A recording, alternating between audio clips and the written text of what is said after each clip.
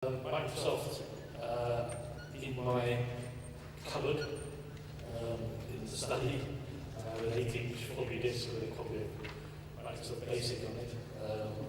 There's a seal unbroken, which I should put it on eBay. It's probably worth a fortune. Goodness knows how old it is, but it just gives a sense that being around for a long time, you pick up an awful lot of wisdom. I'm really pleased to have Steve here with his wisdom to tell us a bit about the way he thinks Microsoft's going in the future. Steve. All right, thank you very much.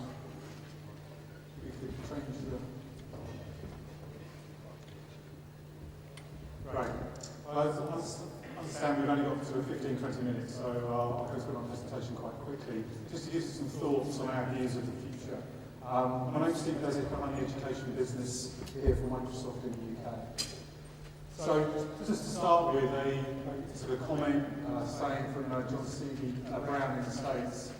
The two words I think that are appropriate here are change and invades. And the sort of environment we find ourselves in, certainly with children today, is that they quite enjoy being invaded with technology. They quite enjoy the change.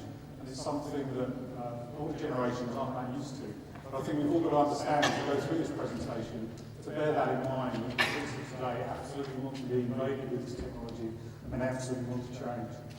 So, three questions to answer in the next sort of 15-20 minutes. First one, what will the world of work look like? We can talk about education, but I think it's really important to understand, in our view, what will the world of work look like? And I'll share some insight from the work that's being done in the States. What will home life look like in 2012? And finally, obviously, to look at how that then melds together in terms of what's education going to look like 2012 and beyond. So first of all, the world of work. So I think, again, this is work that's done in the States, and I think the important words here again are, a lot of people talk about global basic economy, and certainly it will be, I think everybody understands that. But I think the important word here is global information-based economy. As you can see, the four quadrants here, one world of business, obviously pretty seamless in the business world, always connected, always on. Word of transparent organisations, both within the organisation itself and more importantly across different organisations as well. And we see a big change in the type of workforce and their attitudes towards work as we move forward. And I think that's really important to look at when we look at education systems moving forward. So looking at the sort of different types of people that are going to be in work as what we call the millennials come out of education, then it's well known that the sort of people coming out and going into employment now are going to have by far and away more jobs, if you like, than we have. Maybe it's 4 or 5 for us, probably 10, 15, 20, there's lots of different material on that. I'm not going through all of them, but you've got to understand that if people want flexible time, they want to be able to work when they want to work, not necessarily when the company wants them to work. They want to work in functional teams, and very importantly, they want to be able to use the latest technology. They will see that what they've got at home and what they take to work, they've got to have the latest technology. These are going to be the demands, if you like, of the millennial generation. And I think the second point in this area of the world of work is the area of skills. Skills is so important as we move forward for the macroeconomic situation in this country. And if you look at the predictions, then at the moment there's approximately 3.5 million unskilled jobs today. And the prediction is only 600,000 by 2020. 9 million graduate jobs today, 14 million by 2020. Clearly, we have to readdress that balance if we're going to compete in the world economy. So not only do we have to look at the kids going through education today, but we also have to look at people who are outside of education coming back into education. And we've done some work with one of our partners, Tribal, in looking at how technology can help with reskilling of getting people back into the economy, because in our view, people need to have those basic ICT skills in order to be part of that knowledge-based economy. So the work that Tribal have done shows that mobile technology bridges that waiting line.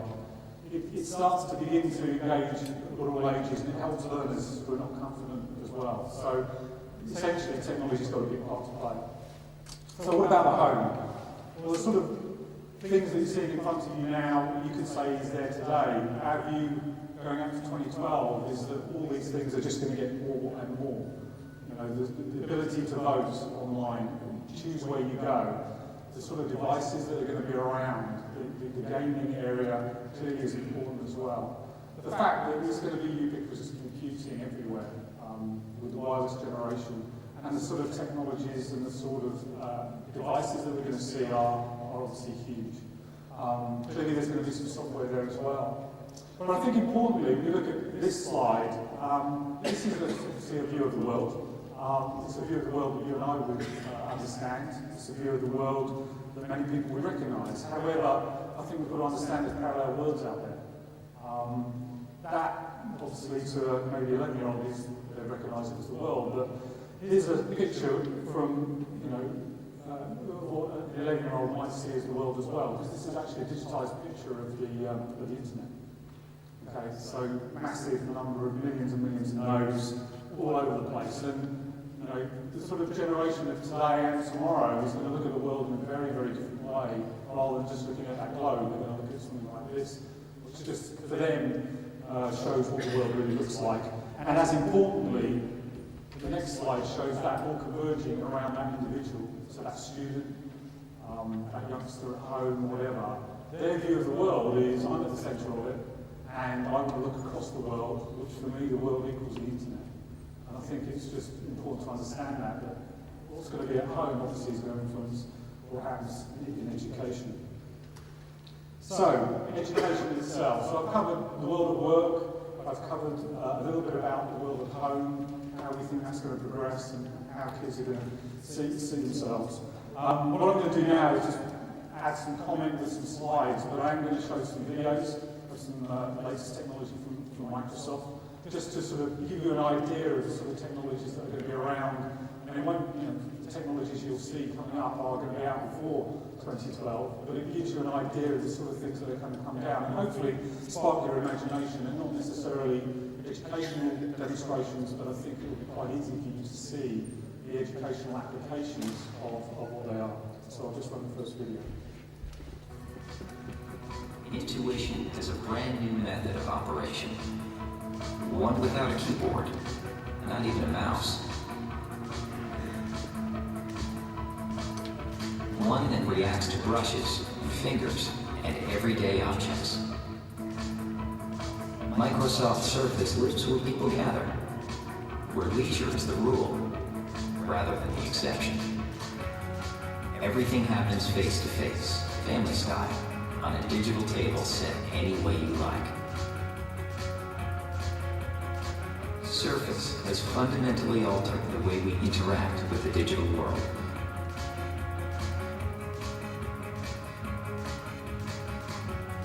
Surface computing has arrived.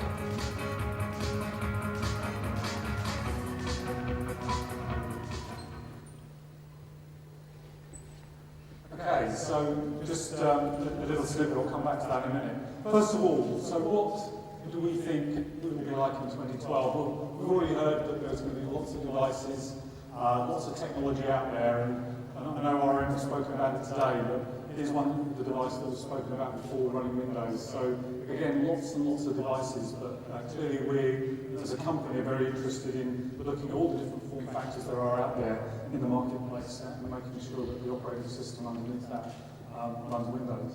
I think the other point we would say is that the best economic policy is to have a good education policy. That's been well known. I think quite a good quote here from Bill in terms of his view and his type of ways in which he's looking at education, and the fact that education will be a massively competitive differentiator as we move forward in a way that we haven't seen before. Learners as creators, I think again that's the theme that in the work we've done with Tribal and others, if you like, in terms of looking at creating the content as well as using it, and the kind of discovery learning that's going to happen will just be more and more as kids experiment, because they've got no fear. Deep personalisation will happen, but it will happen and it will be driven by the student. Okay, the student will be at the centre of everything in terms of the way they see their world, so on and so forth. This idea of pass and failure, I think we will be getting to a stage, 2012 and beyond, where we're not just talking about lifelong learning, but as I say, getting people back into the education system and get to a state where we have what I would call permanent education, right throughout somebody's life. And I think that's going to be a reality. So as we move forward, just going to run some more videos and technologies that hopefully you'll be quite interested in. It's very exciting to feel like we're really at the crest of this wave with the Photosynth project. A lot of things have come together. There's the basic research in computer vision coming from Microsoft Research, University of Washington, and there's this hunger and entrepreneurial spirit that we certainly had at Sea Dragon that Live Labs also has, really as a startup inside Microsoft. Photosynth is the combination of two technologies. One of them is Sea Dragon, and phototourism is a project that Noah Snavely did as a graduate student at UW. So at the University of Washington side, Noah and I have been playing with ways of taking photographs of the scene from different camera viewpoints and trying to create smooth camera transitions between those two camera viewpoints. In parallel with this, Rick Zalisky at Microsoft Research was capturing large data sets from his own travels, and he was also interested in creating 3D models, and we kind of joined forces, and that was the beginning of a very fruitful collaboration. When I first saw kind of the first 3D reconstruction, which is of a town square in Prague, I got really excited. You know, this is kind of my first major project that I've been working on at UW. Noah was able to download a set of images and automatically reconstruct a 3D model that we could visualize in 3D. And this was reconstructed purely from photographs on the internet. On the Sea Dragon part, this of course plays to envisage this world in which you wouldn't have to think about resolution anymore. This is Bleak House. It's the entire book where we zoom in deeply to this kind of progressive resolution. That's real text. It's not an image of text, which I'm proving by zooming in like that. This would be a terapixel image if we had actually digitized it and we're rendering it that way. You have an institute that's at the intersection between lots of these different groups. So being able to straddle multiple worlds, I think it helps us to think about problems and then turn it into a different way. Photosynth has been such a pleasure to see evolve from week to week, getting simpler and easier for people to use, but also we keep discovering new ways to up the wow factor. Making those photos really paste onto the environment in a much richer way and make that environment be about more than just a point cloud, but really something more game-like. In the long term, I'm hopeful that this will be a new visual medium, just like photography and video, where people can basically create photosynths in surprising ways that no one has done before. People are going to enjoy and share their photographs in a much more creative and immersive way. Finding relationship between photos will allow you to explore them in the same way that you can just navigate through the web, but in a much more visually compelling way. If you want to take one of your photographs and see who else took photographs of this scene, what does this scene look like from different viewpoints, you can now do that. You can also transfer information between photographs. If you do a search on the photo service for the tag Rome, for example, then about 80% of the pictures that you find there are liable to register with other pictures. They have something rigid in them. And that really raises the possibility of these massive interconnected environments of Rome in 3D built of hundreds of thousands of users' photographs. We're doing things that are almost like mashups of the browser in real time.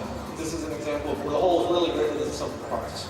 I'm very excited about where this is going in the future, because I think it's an example of how research can make the bridge from an academic setting, where we did it at the University of Washington Microsoft Research, directly into products at Microsoft. And it's the new structure of Live Labs that enables that to happen. We have the university, we have Microsoft Research helping to do some fundamental work, then we have Live Labs prototyping all these things and bringing them out to the market so that we can actually bring them to the public. I can't wait to see what happens with this. So again, hopefully you can see there's some applications there that will emerge definitely, and certainly the work that we're doing around building schools for the future and the demonstrators that we're using for that is incorporating technology like that in the learning environment. So just some more very, very quick points. We think Education 2012 a lot more integrated in terms of the approach to learning. We see education as a focal point, but we're actually looking at clearly the Every Child Matters agenda, community regeneration and local service delivery, because we think technology's got a big part to play in bringing a lot of those things together. Software as a service, obviously there'll be a lot of combinations of that as well known in terms of the hosting-based model and the way that will move forward. Online education markets will be prevalent, you can see them today, but again we feel that is an evolving market that's going to be very, very interesting. I think the other one here is better appreciation of culture. We think that's a really, really important aspect of people learning today and how technology can be used to understand people's culture. There's a better understanding of other people around the world, and maybe the world might be a better place. So we think cultural changes like that and cultural understanding is really important. Education publishing industry, we think, and I know it was in the previous session, that there's probably in the next few years going to be what we call an Napster moment for publishing in the education market space. So in the same way that music and Napster, different changes happen, different models appear, and everything goes online. So that certainly should be happening. Masters of education content as a result, and then rich, easy to use authoring tools for teachers, for students to create their own content and make that much easier. Deeper parental involvement in education through IT. And more a discerning customer to the student. And all of that obviously has got to run on a big platform. Jim mentioned it this morning, but we obviously do a lot of work with schools who've got big infrastructures, using ICT, big usage, and kids going to school, better attendance, better results as a result of that. So just quickly moving on, just to the last very small video, just to show. The possibilities seem endless as the line between the virtual world and the physical world becomes increasingly thin. Turning friends on to new music will one day be done with the greatest of ease. And it will happen on a table that lets us share our photos with the flick of a wrist.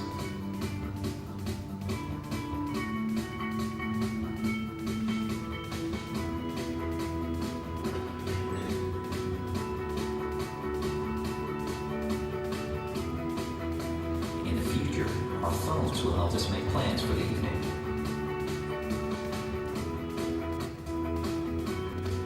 And then guide us on our way to the show.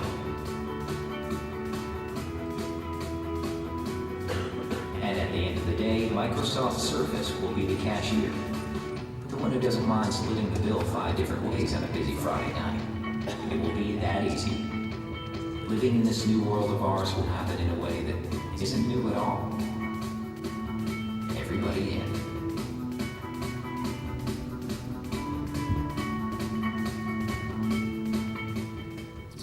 Okay, so just a very quick summary. IT in the home will drive IT in education. I think we've seen that today, just get accelerated. World-class education is an imperative as far as we're concerned in competing in that global economy that we mentioned. So linking, if you like, the IT, the education back to the world we're going to find ourselves in. And IT can help drive that in terms of the UK being a knowledge-based economy. So with that, I'll finish. The material that I presented today will be available. We'll put it on our blogs. We've got different blogs that we put out. We'll put it on the UK Schools one. So if people are interested in the materials that we presented, it will be available. So thank you very much.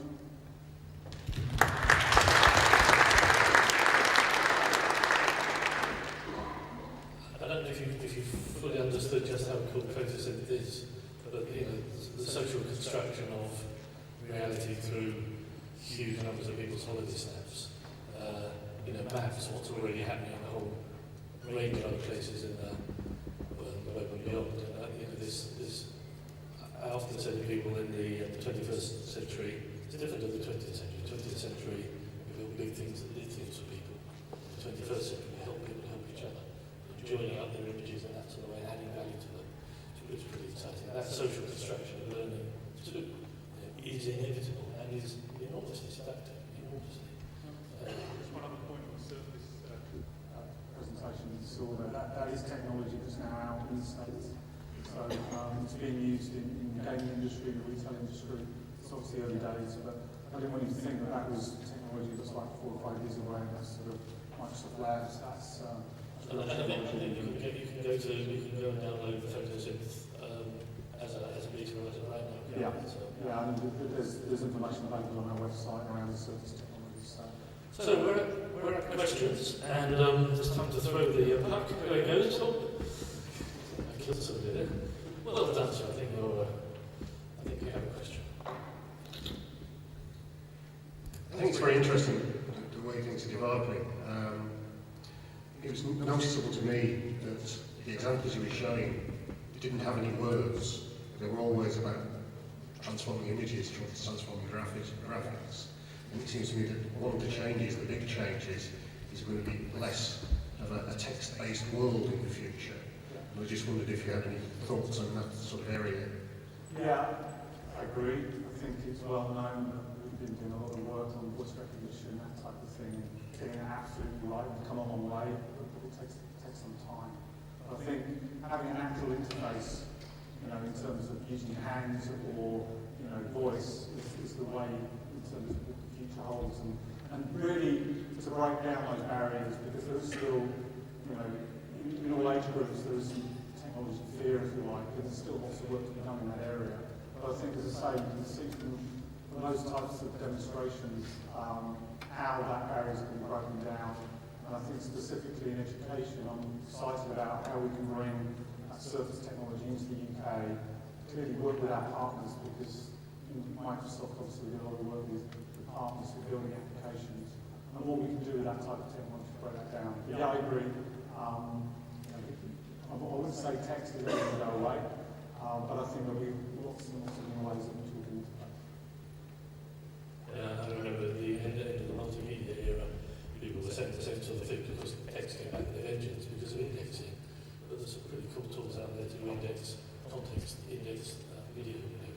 Use a sharp jaw, find the stuff like it will work as a map track, they look very similar. So I think as that indexing algorithm starts to be more visual and less notational, whoosh, you see that start to really have a lot. Look at the way road signs by the road will become replaced by the map on your sat nav, for example. It's got a nice illustration. Would you do me a favour and throw the puck backwards, because these folk behind you look like they're chock full of questions. I've never seen such bad catching. Great throwing, bad catching.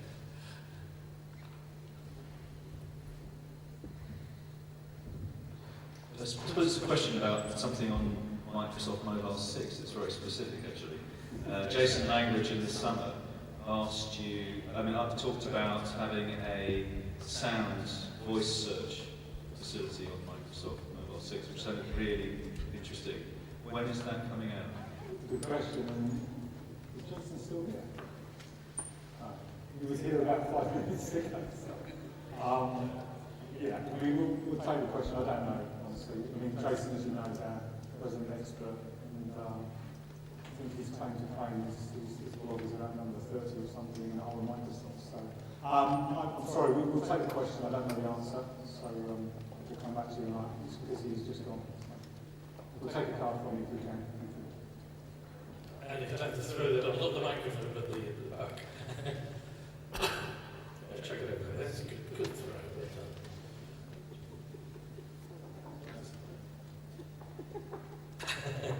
There's a debate about who calls it.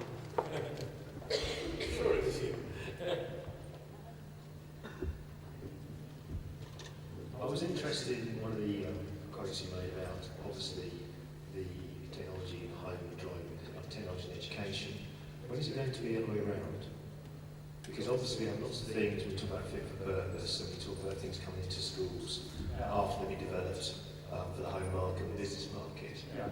But surely there should be a time when everything's prepared for education, and then something that will spread into the home environment.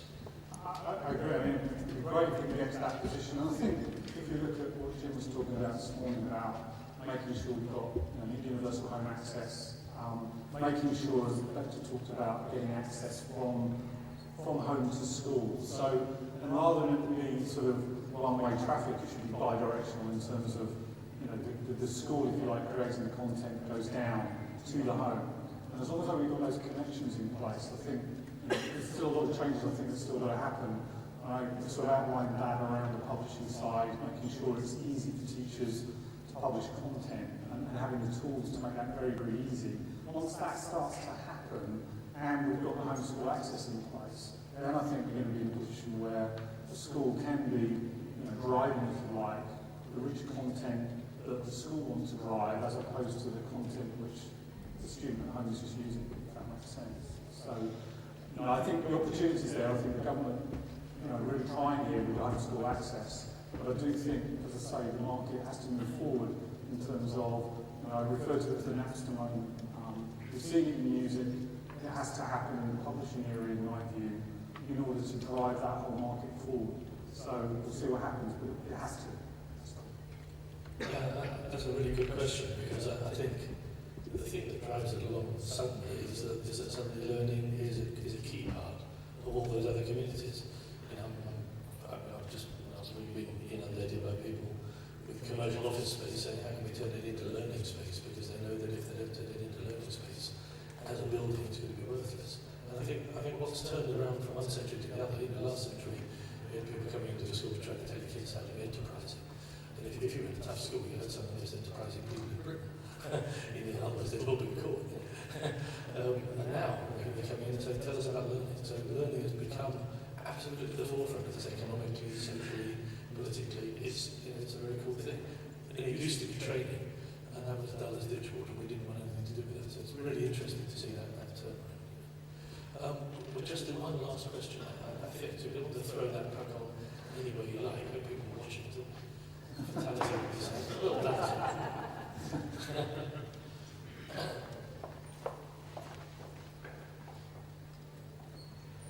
Kevin Watkins, Royal Navy, so a little bit different to most of the educators in the audience.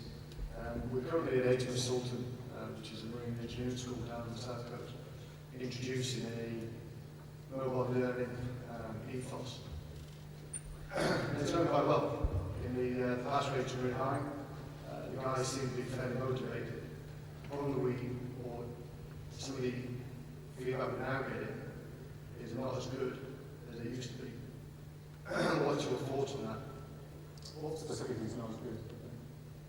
From the educational level, the guys are in the streets or in the front line, if you like. They're not as adapt to the practical aspects of being a frontline saver as they used to be. Academically, they're great. The learning management system that we're teaching on appears to be doing the business. Yeah. But we're not getting that feedback.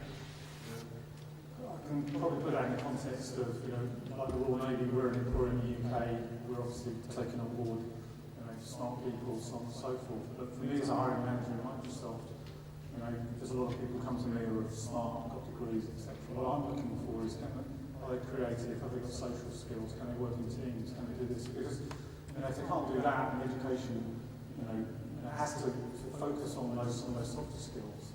If they can't do that, then they might be the brightest person, but they won't get a job at Microsoft. So I can sort of empathise with you.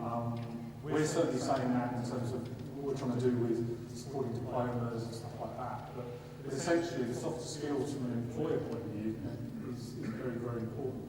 I wouldn't say we're necessarily seeing, like yourself, maybe a change, but we do still believe things can improve, specifically in some of those softer skill areas, rather than just the pure academic area.